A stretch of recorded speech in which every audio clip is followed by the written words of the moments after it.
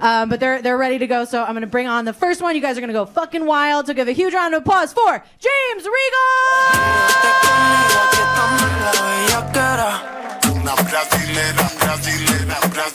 Wow.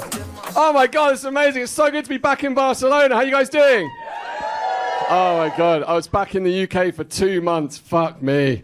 I realised I never thought I missed anything about living there. But being back there for this long, I realised what I really miss is not feeling unattractive.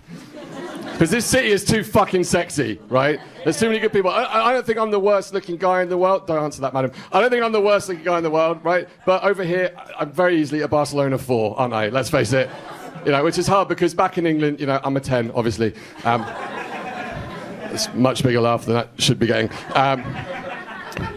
No, so I branch out though. Like, there's weirdly, there's a specific set of women that do like me, and it's German girls here. Any Germans here? Yeah. One. Okay. Don't answer. But it's weird. Like, it's ironic because I'm Jewish, so it's kind of weird to adjust. But it's true because every time I ask a German girl to rate me out of 10 for attractiveness, every single one of them says 9.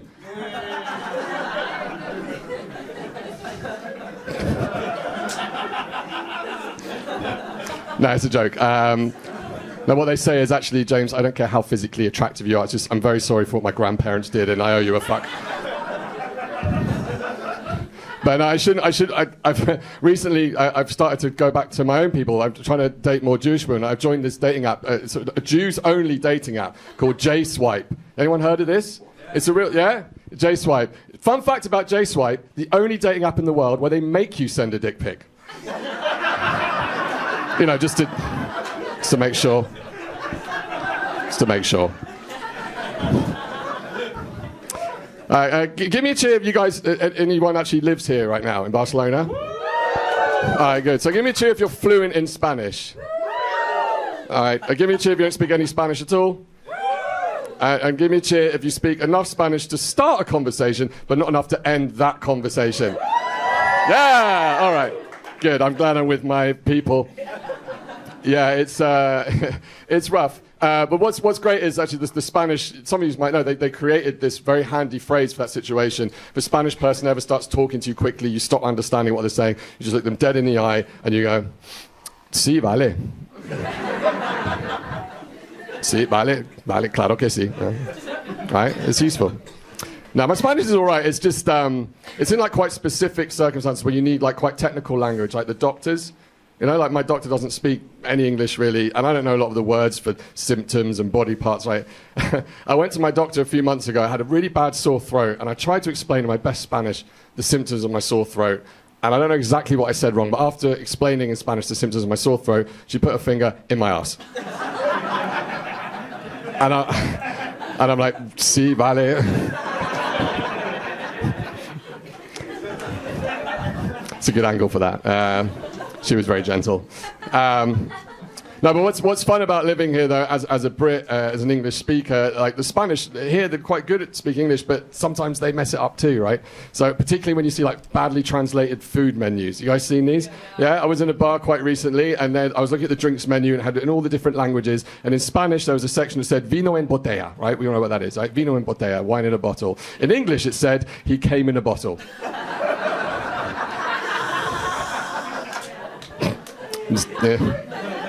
It was delicious.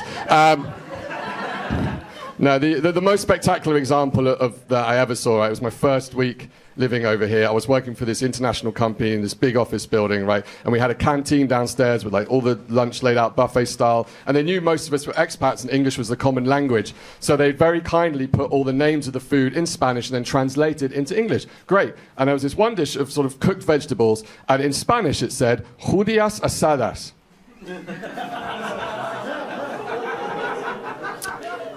And in English, it said oven-roasted Jews. Now, in case some of you in the room don't understand, like, so judías does mean Jews, asadas means like roasted, but judías, also exact same word, exact same spelling, means green beans. Right? Which when you think about it, maybe the Spanish Inquisition, the exile of the Jews in the 17th century, it's like a huge misunderstanding, you know? Like maybe the day after they were just like, oh, we were supposed to throw out the fucking green beans. Who's going to run the banks now, for fuck's sake? Us, the Spanish? I don't know. What time do banks close? Oh, fuck it, 10 a.m. You explain it. No, it was shocking, but like I'm a rational person, right? So like, it was obvious what happened. The chef had gone into Google Translate, hadn't he? And he put judías asadas, and it come out as oven roasted Jews, and he went, yeah, that seems right, doesn't it? But that's genuinely what I thought until quite recently. I thought, oh, this would be quite funny to talk about on stage, but I want to make sure I remember it correctly. So I went to Google Translate, and I put judías asadas, and it came out as oven roasted green beans. Yeah. So it turns out that chef was just a fucking Nazi the entire time.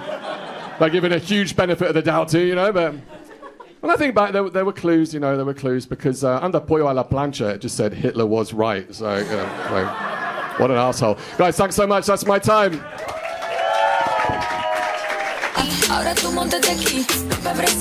it over, James Regal!